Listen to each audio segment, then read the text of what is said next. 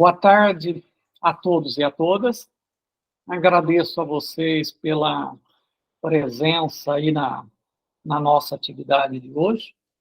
Eu queria apresentar a vocês o Carlos Federico Domingues Ávila, meu colega e parceiro aí já de algumas jornadas, produtor vou começar a falar por isso, produtor do canal Crítica Republicana, que está vinculado aí a uma rede de canais, tá? No canal Resistência, e que semanalmente apresenta temas muito interessantes relativos, em especial, à política internacional, a questões latino-americanas. Aliás, indico que o Carlos está com uma série de atividades aí relacionadas aos 50 anos do golpe do Pinochet no Chile, né? Eu já tive o prazer de participar de diversas atividades com o Carlos no canal dele, sempre muito gentil, a valorizar o nosso trabalho, a divulgar a produção acadêmica de colegas de diferentes universidades do Brasil e do mundo. E o Carlos tem um olhar muito atento para as questões da América Latina. Tá? Então, efetivamente, para quem tiver interesse nessas temáticas, vale a pena participar. Eu até pediria ao Carlos se ele poderia colocar o link do canal dele aí no nosso chat, né, porque aquelas pessoas que tiverem interesse, né, poderão participar. E mais à frente a gente pode voltar a falar disso. O Carlos possui mestrado em Estudos Sociais e Políticos Latino-Americanos. A graduação dele foi em História e o doutorado também em História. O Carlos tem aí uma quantidade enorme de pós-doutorados, tanto nas áreas de relações internacionais, né? Efetuado na UERJ, em ciência política, na Universidade Federal de Pelotas, em estudos comparados sobre as Américas, na UNB, né? Sobre direitos e desigualdades globais e justiça social, né? Flaxo, UNB e muitos outros. Né? O Carlos também produziu uma quantidade enorme de artigos, alguns dos quais nós já compartilhamos com vocês para essa atividade de hoje. Eu acho que depois, na fala do Carlos, ele pode ressaltar, né, algumas outras questões que ele executa, como a participação em laboratórios, grupos de pesquisa do CNPq, né? A colaboração dele em redes de estudos, e aí por diante.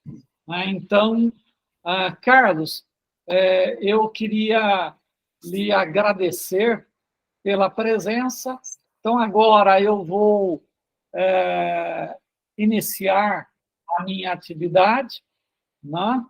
E dentro de uns 40 minutos, o palco é todo seu. Tá? Tá bom. Muito obrigado. Eu gostaria de falar com vocês hoje um pouco sobre o imediato pós-Segunda Guerra Mundial na América Latina. Assim que a guerra estava a terminar, a região experimentou uma vigorosa transformação na conformação política da maioria dos seus governos. Essa é uma questão que, em grande medida, derivou do que estava a ocorrer no final daquela guerra e do que viria a ocorrer no início de um outro conflito global, né? De um outro conflito que cada vez mais adquiria uma dimensão global. Segundo o Leslie Bechtel e o Ian Roxborough, a América Latina exibiu duas fases bastante distintas no imediato pós-guerra. A primeira delas teria se iniciado antes mesmo do final do conflito, ali por meados de 1944. E iria aí a variar de país para país até 1946. Essa fase ela foi marcada por uma inclinação rumo à democratização e pelo desejo de mudanças, que foi bastante efêmero, uma fase bastante efêmera. Um desejo de mudança dos regimes em direção mais à esquerda, com tendências nacionalistas e com o fortalecimento de organizações de esquerda e da militância operária. Apesar dessas perspectivas aí iniciais, logo observou-se uma reversão desse quadro. Por quê? A variar, novamente, de país para país, entre 45 nos primeiros e até 47, essa direção mudou em relação a regimes mais autoritários e que, ao mesmo tempo, estivessem alinhados incondicionalmente com os Estados Unidos. Assim, essas perspectivas reformistas ou nacionalistas acabaram por ser sepultadas rapidamente, ali por volta de 48, já não havia mais esse cenário, à exceção da Guatemala, né, onde o regime democrático perdurou até 54. A gente volta a falar disso daqui a pouco. No restante da América Latina, eu penso que aqueles sonhos de uma rápida democratização, por volta de 48, já haviam sido soterrados. Para o Peter Smith, ao final de 54, mesmo com critérios de classificação ultra flexíveis e generosos, somente seria possível apontar a permanência de 4 regimes democráticos na América Latina. Uruguai, Costa Rica, Chile e Brasil. E veja, eu queria até observar aqui, embora o Brasil tenha passado por um processo de democratização, havia muito do arcabouço autoritário do período anterior que foi mantido. Se houver condições, oportunamente, eu volto a tratar dessa questão. Nesse contexto, o papel dos Estados Unidos nesse processo ele foi extremamente importante. Mas eu já adianto uma questão sobre a qual eu falarei depois, que eu penso que é um erro vincular todo esse processo somente à influência externa, somente à influência dos Estados Unidos. Por quê? Porque as elites latino-americanas sempre tiveram uma perspectiva bastante conservadora. E, ao final da Segunda Guerra Mundial, em muitos lugares, houve concessões naquele contexto de democratização, inclusive com Roosevelt estimulando a democratização no continente, mas, uma vez que perceberam que os ventos haviam mudado, essas elites trataram de obliterar qualquer caminho para a democratização. E, é claro, nesse contexto, os Estados Unidos cada vez mais vão dar preferência a regimes, entre aspas, mais fortes, regimes que pudessem funcionar como uma garantia para a contenção do comunismo no subcontinente. Mas aqui eu queria observar uma questão que é a seguinte: os Estados Unidos, regra geral, faziam uma utilização dessa simbologia do comunismo de forma bastante ampliada, de tal modo que todos aqueles regimes mais nacionalistas e que tinham uma perspectiva de defesa de um desenvolvimento nacional mais autônomo, passam a ser cada vez mais tipificados como comunistas e como ameaças. Então, em muitos lugares, quando nós estamos a falar da ameaça comunista na América Latina, devemos pensar que, na maioria das vezes, tratava-se de regimes de perspectiva progressista, nacionalista, que buscavam uma via para o desenvolvimento nacional, mas que não comungavam com ideais comunistas e tal. Eram, assim, tipificados porque isso favorecia o tipo de hegemonia que os Estados Unidos impunham ao continente.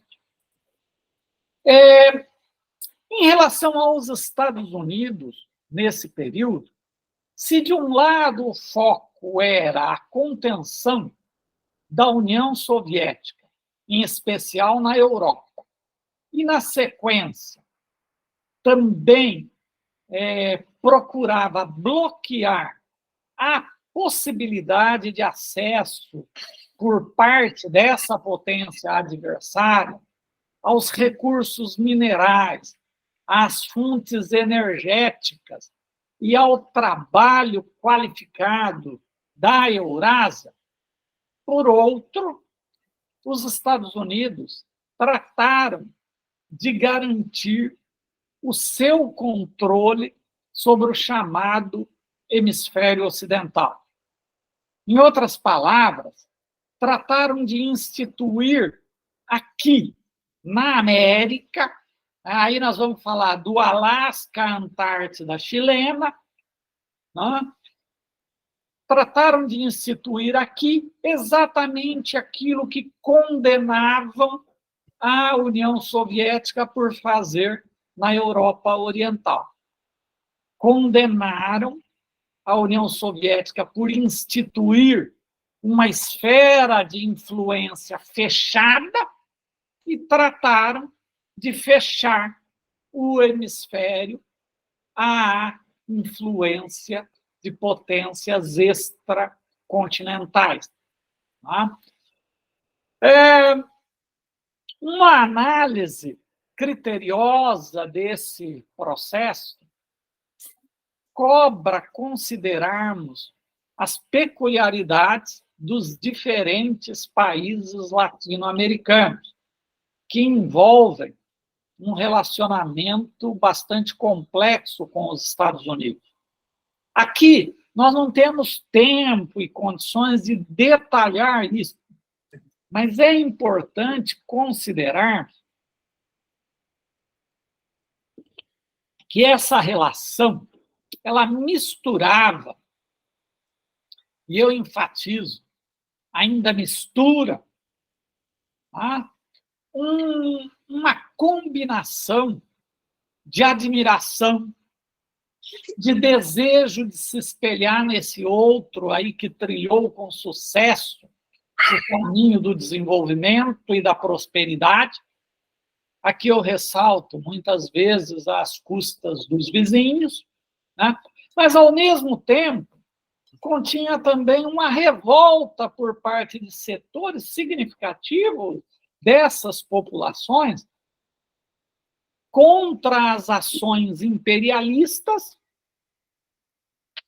em especial contra o suporte que os Estados Unidos deram a governos autoritários, dos quais esse mesmo povo era vítima. E aí nós devemos observar, né, essa presença dos Estados Unidos, ó, em todo o continente, pelo menos desde o final da última década do século XIX. Então, eles tiveram lá a sua expansão para o oeste, a expansão para o sul, às custas do México, né? E, posteriormente, os Estados Unidos, principalmente aí, a partir da política de portas abertas, da diplomacia do dólar, do Big Stick, né? Os Estados Unidos passam a interferir e intervir em diferentes regiões do continente. Agora, se nós tínhamos essa situação, né, essas ambiguidades aí, e esses problemas, apesar disso, né, nós vivíamos um momento de grandes esperanças ao final da Segunda Guerra Mundial. Porque a política de boa vizinhança, que antecede a Segunda Guerra, mas que ganha muito corpo com ela havia se tornado central para os Estados Unidos e todo o continente havia se mobilizado para atender aos esforços de guerra dos aliados, em especial os esforços de guerra, né, dos Estados Unidos. E havia uma expectativa enorme de que, terminada a guerra, né, haveria uma devolução, né? Haveria uma compensação, haveria um apoio dos Estados Unidos às nações latino-americanas que muito se empenharam, que direcionaram as suas economias para atender os esforços de guerra e esperavam que, nesse período, né, houvesse um apoio dos Estados Unidos. Então, nesse contexto, eu ressalto que havia um amplo leque de demandas dos governos latino-americanos para conseguir transferência de tecnologia, financiamentos por meio de recursos estatais e, de preferência, investimentos a fundo perdido que ajudassem os países da região conseguir trilhar o caminho do desenvolvimento econômico, melhorar as condições de vida da população e, quem sabe, alcançar a prosperidade. No entanto, nada disso tornou-se realidade.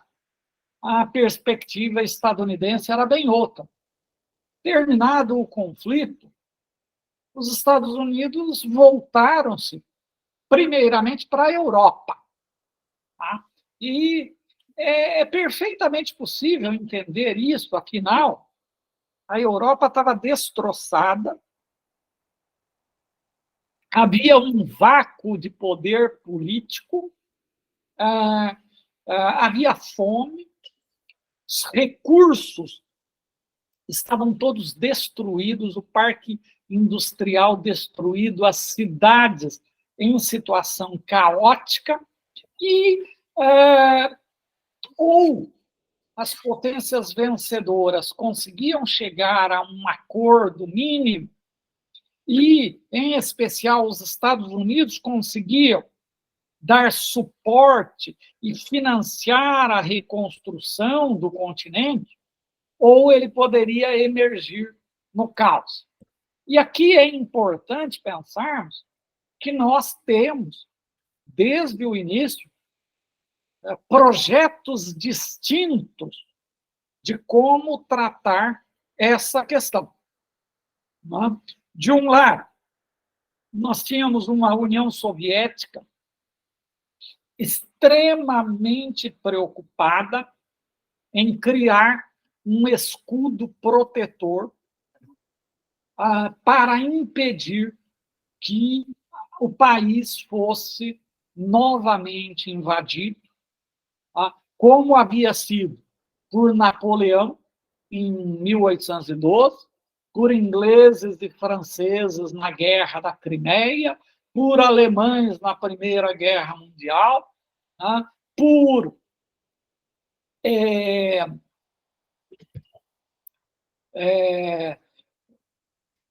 mercenários de diferentes países no contexto da Guerra Civil após a Revolução Russa, e por alemães, e mais de forma ampliada pelas forças do eixo durante a Segunda Guerra Mundial.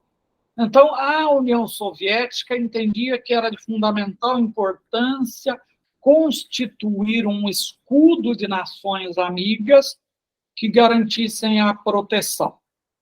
E os Estados Unidos procuraram, principalmente após a morte do Roosevelt, criar obstáculos a esse projeto soviético e, ao mesmo tempo, tratou de financiar e dar suporte para a reconstrução de um capitalismo europeu que fosse moldado aos interesses e às necessidades dos Estados Unidos.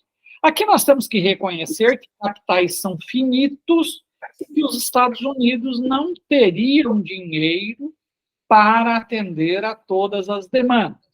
Agora, era de se esperar que algum olhar, né, voltado para as necessidades do continente latino-americano ocorresse. E isso acabou não acontecendo. Né? Então, isso levou a uma frustração bastante grande de governos latino-americanos de diferentes espectros políticos, inclusive aqueles muito conectados com os Estados Unidos. Então, de início, eu queria situar o contexto político no qual se deram as transformações aqui na região no imediato pós-guerra. Né? Eu penso que isso deva considerar a reconfiguração e o estabelecimento de novos governos e o reordenamento institucional implementado nos países da região. Apesar das singularidades de cada uma das nações do subcontinente, quando eu falo subcontinente, eu estou a pensar em América Latina. Né? Eu sublinho que havia um padrão de semelhança em toda a região. Houve um padrão de semelhança em toda a região. E ele pode ser demonstrado numa proposição que eu gostaria de apontar aqui. Sob a influência do contexto global, que despontou ao final da Segunda Guerra Mundial, e da ruína dos regimes autoritários na Europa, ocorreu na América Latina uma guinada política com o redirecionamento dos regimes constituídos com algum tipo de democracia formal. E eu frisaria que houve um envolvimento bastante direto dos Estados Unidos para que isso acontecesse, principalmente enquanto o Roosevelt ainda estava no governo. Após a morte dele, nós já percebemos uma mudança nesse foco. A segunda questão, né, as elites locais, que nunca foram fãs da democracia, fizeram concessões pontuais, mas agiram sempre de forma a impedir a realização de reformas mais profundas, como, por exemplo, na maioria dos lugares, a reforma agrária, a expansão dos direitos efetivos de cidadania aos excluídos. Ou seja, era uma democratização, no geral, capenga, e com as elites autoritárias sempre de plantão para agir.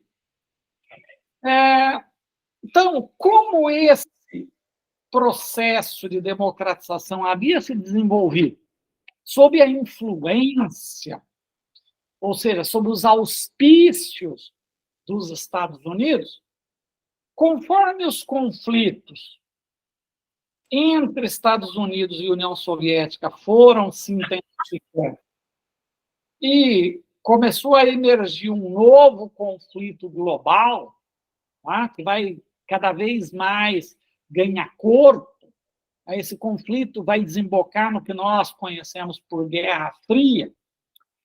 Os elaboradores da política externa estadunidense passaram a ver riscos nos regimes reformistas que eles estavam a apoiar até então. Em decorrência, passaram a dar suporte a perspectivas mais autoritárias, de viés antidemocrático, muitas vezes, né, que, ao menos em tese, deveriam dar guarida aos interesses dos Estados Unidos e funcionariam como um anteparo à possibilidade de expansão do comunismo no continente. Ocorre que, salvo exceção, o comunismo possuía pouca capilaridade e força na região. Então, que história é essa, né, dessa ameaça comunista? Tá? Ora, essa perspectiva dos Estados Unidos tinha muitas vezes um intuito oculto e escondido, né, de fazer frente a regimes nacionalistas que colocavam obstáculos à penetração do capital privado estadunidense na região. Aqui eu queria apontar uma coisa, por exemplo, tá? Os líderes dos governos latino-americanos pediram nas conferências do Rio de Janeiro e depois na conferência de Bogotá, mais claramente, o apoio dos Estados Unidos para o desenvolvimento industrial da região, para a modernização da região. Em Bogotá,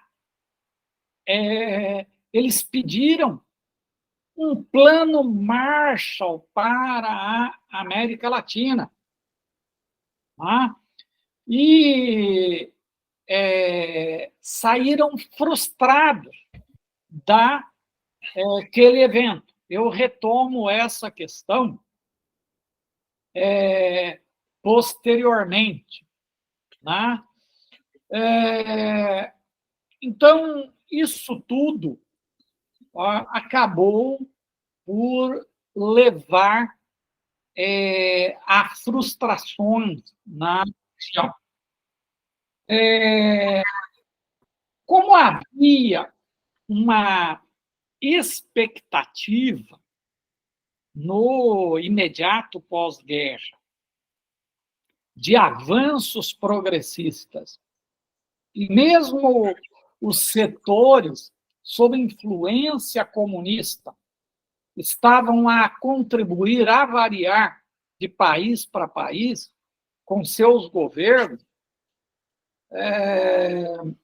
no sentido de buscar novos caminhos, até porque eles acreditavam ainda na possibilidade de um novo caminho de paz e prosperidade com uma aliança entre Estados Unidos, União Soviética, Grã-Bretanha, França, etc. Então, estava a haver aí um interregno, uma certa trégua nas questões sociais. Havia uma espera de que as coisas viessem a melhorar. É interessante observar, se nós pegarmos especificamente o caso brasileiro, até 46 ainda, o Partido Comunista agia no sentido de conter greves e de tentar convencer a sua base de que elas eram ruins para o país naquele momento, que era necessário buscar uma cooperação. Agora, à medida que a repressão começa a se abater sobre as perspectivas progressistas, comunistas, socialistas em geral, aí essa trégua vai ser rompida, né? E nós vamos ter, nos anos de 47 e 48, né, uma intensificação dos conflitos sociais. É importante a gente observar que, a partir de 1947, a grande maioria dos países latino-americanos colocarão os partidos comunistas na ilegalidade e uma parcela significativa desses países, inclusive, romperão, né, as relações diplomáticas com a União Soviética. O Brasil foi um deles. Aqui no Brasil, observe-se que o Partido Comunista foi cassado em 1947, também rompeu relações com a União Soviética, e, em 1948, tentou-se, inclusive, cassar o direito de voto dos cidadãos que estiveram filiados ao Partido Comunista no curto período em que ele esteve na legalidade, entre 45 e 47. Mas não conseguiram. Tamanha a ilegalidade, né, e a excrescência do fato. Sobre o Brasil, eu consideraria que, primeiro, que em outubro de 45, após 15 anos no poder, Vargas foi deposto por um golpe organizado, né, pelos mesmos militares que haviam organizado o golpe anterior, de 1937, que instituiu a ditadura do Estado Novo. De fato, aí Vargas, e eu acho que o Carlos depois talvez fale um pouco sobre algumas dessas questões, o Vargas, pressionado pela ascensão de movimentos contestatórios provenientes das elites liberais, dos movimentos sociais e ainda das pressões estadunidenses, ele seguia um calendário de democratização com a previsão de eleições gerais. No entanto, a aproximação de Vargas com movimentos dos trabalhadores em geral e com os comunistas, diga-se de passagem que ele havia reprimido duramente durante todo o seu governo, acenderam o alerta dos conservadores, que logo o depuseram. Não vou entrar nesses detalhes aqui. Seu sucessor foi o general Eurico Gaspar Dutra, que foi eleito através do processo eleitoral mais amplo que o país já havia experimentado. Há um pleito que tinha 4 vezes mais eleitores do que a eleição presidencial precedente. Lembrem-se que nós tivemos um período sem eleições presidenciais aí de 15 anos. Tá? E, agora, é interessante observar que Vargas apoiou um candidato, o Dutra, que ajudou a golpeá-lo, num cálculo político de que ele seria o menos ruim, pois o outro candidato, o brigadeiro Eduardo Gomes, seria muito pior. E aqui é importante observar que, se Vargas estruturou um regime ditatorial, ao mesmo tempo, ao longo do seu governo, ele contribuiu para uma grande urbanização do país. Ele ajudou a moldar e a configurar uma nova classe trabalhadora.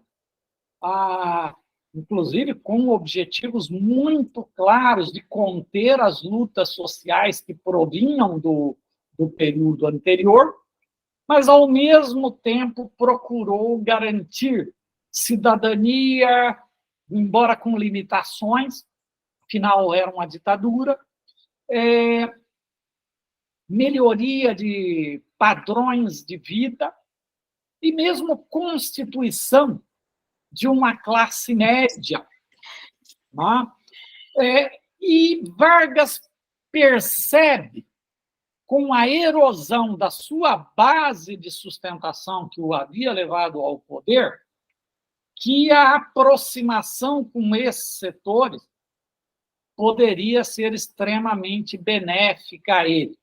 E é exatamente essa aproximação que, do meu ponto de vista, leva à reação e ao golpe que vai levar à deposição dele praticamente às vésperas de um processo eleitoral.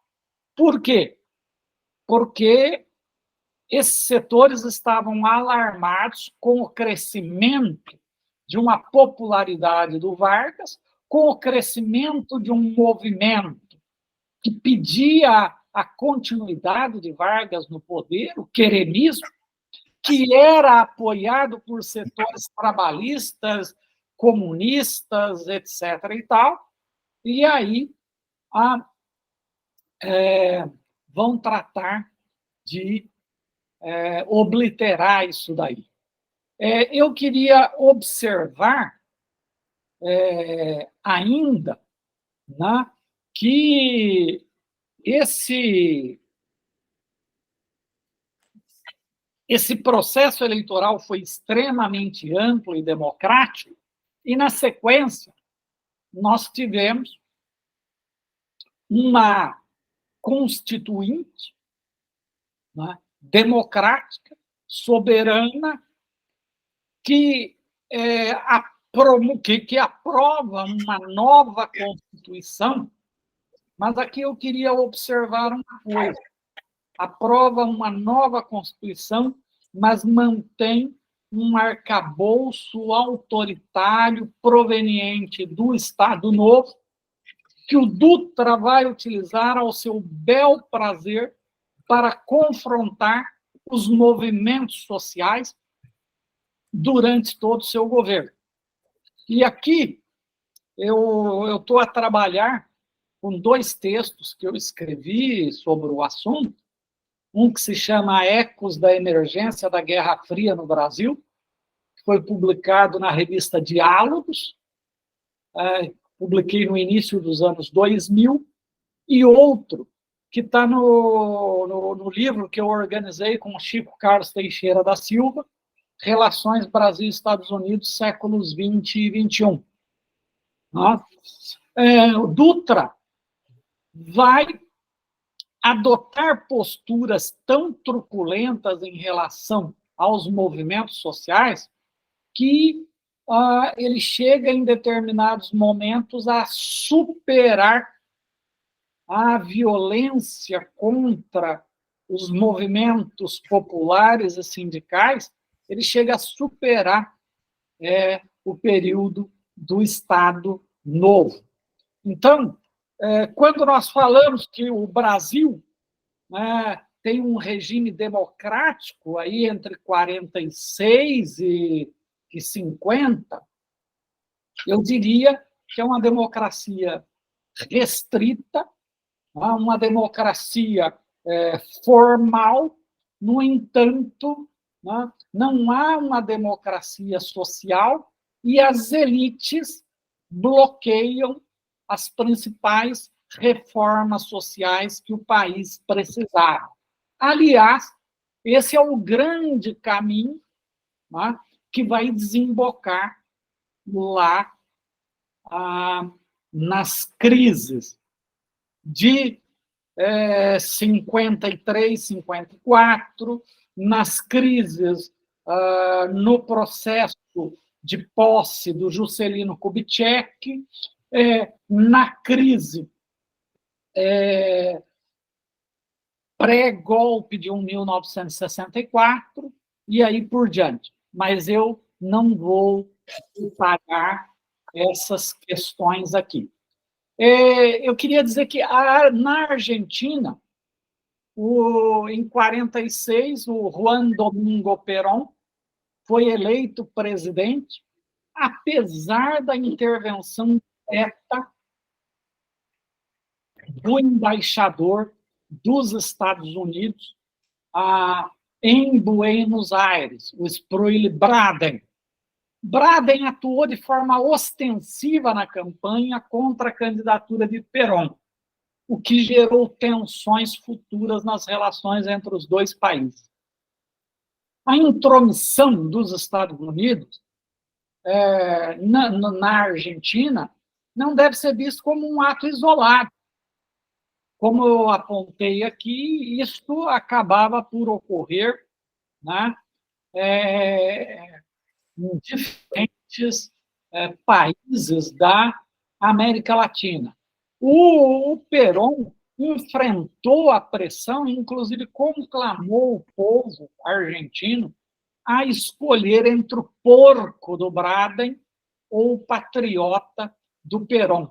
E quando ele venceu, isso foi uma consagração para ele e, ao mesmo tempo, significou uma derrota humilhante para os Estados Unidos. Entre 46 e 47, o Perón impôs ao país a hegemonia das forças que o apoiavam e as forças do movimento operário que agiam com independência frente ao governo foram duramente reprimidas e tiveram sucessivas derrotas. Tá? E, como consequência disso, Perón conseguiu subordinar as organizações sindicais ao peronismo. Tá? Depois,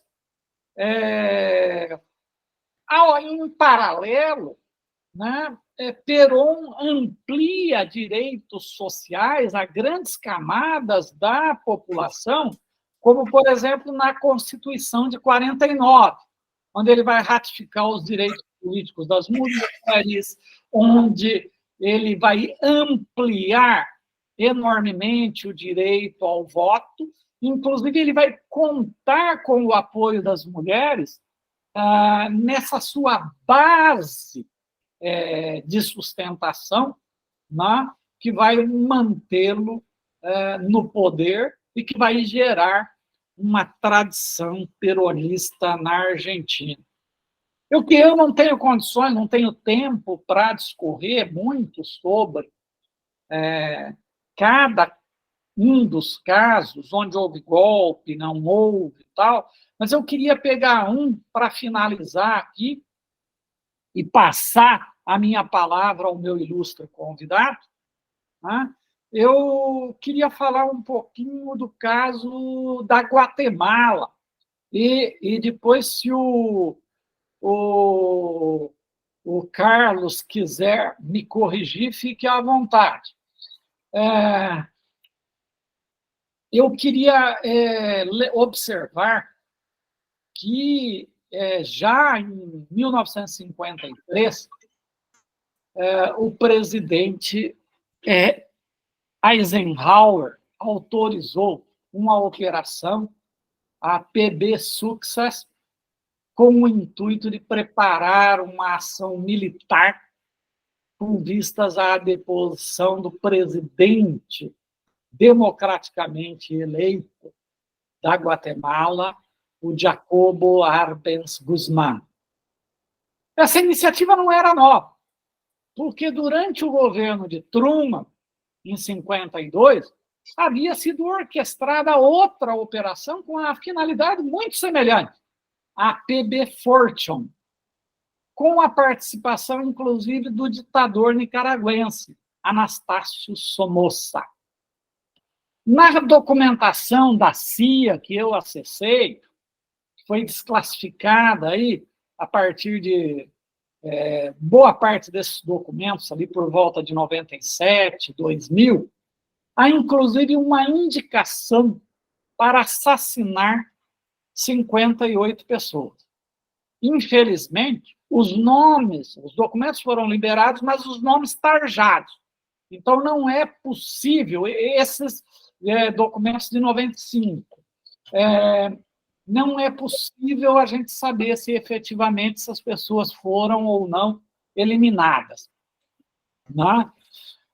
Na ocasião, a operação foi abortada, pois houve um vazamento antecipado de informações que comprometeram a iniciativa e deixaram o governo dos Estados Unidos numa situação difícil.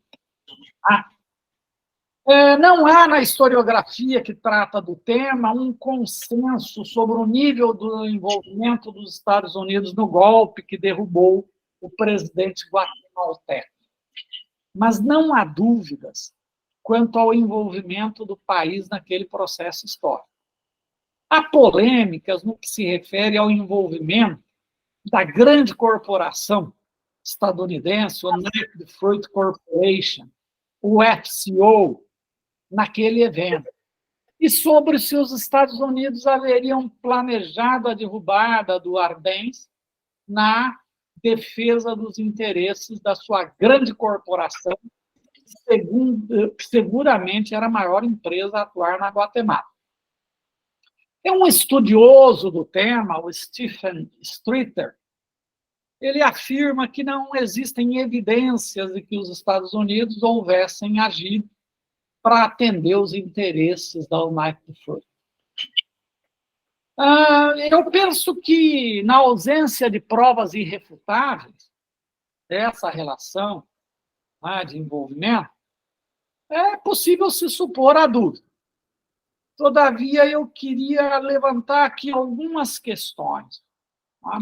Eu queria observar que, no período em que ocorreu o golpe, o presidente da UFCO, e aqui eu quero ligar algumas coisas, era Thomas Dudley Cabot, irmão do embaixador dos Estados Unidos no Brasil, posteriormente, durante o governo de Jânio Quadros. Thomas Dudley Cabot havia sido antes diretor de segurança internacional do Departamento de Estado. Tá? Mas, além dele, os dois irmãos, quer dizer, o outro irmão que veio a ser embaixador no Brasil, também era membro do conselho diretor da United Fruit. Além disso, o John Foster Dulles, secretário de Estado, e o seu irmão, Alan Dulles, diretor da CIA, eram todos acionistas e membros do conselho diretor da UFCO. Então, depois de apresentar essas informações, eu até indago provocativamente, né, ao Streeter se é correto a gente presumir que a ação dos Estados Unidos na Guatemala não visava a proteção dos interesses daquela grande corporação.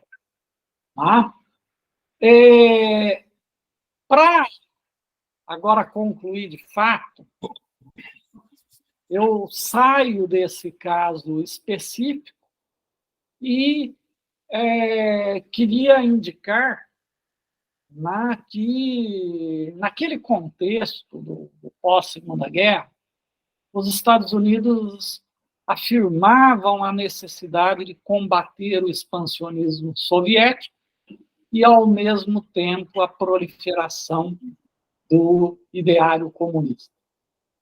A doutrina da contenção elaborada pelo Kennan definia como a maior ameaça soviética não a força do Exército Vermelho, mas a sua capacidade de atração ideológica no interior dos países ocidentais.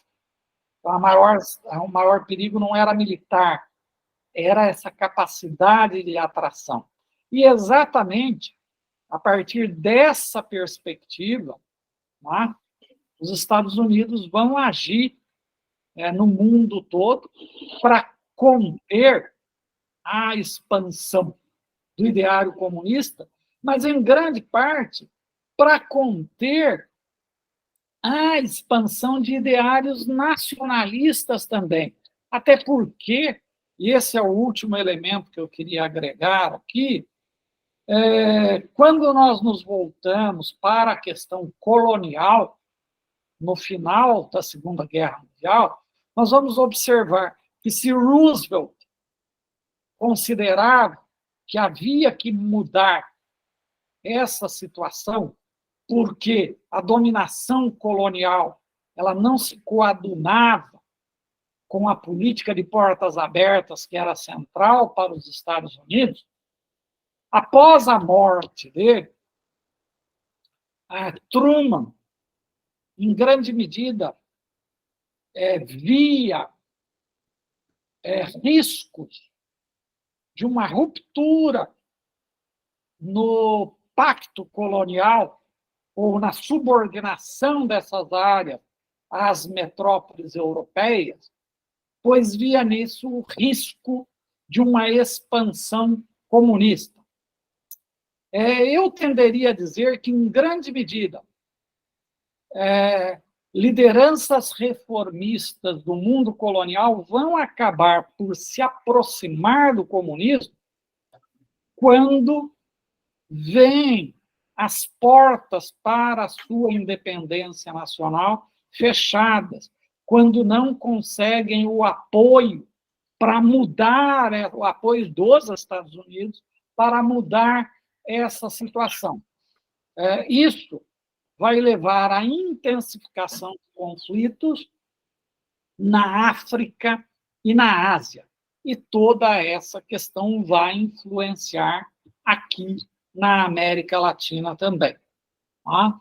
Eu não vou entrar no processo posterior, eu fico por aqui, né, nessa abordagem até meados dos anos 50, e passo a palavra para o Carlos.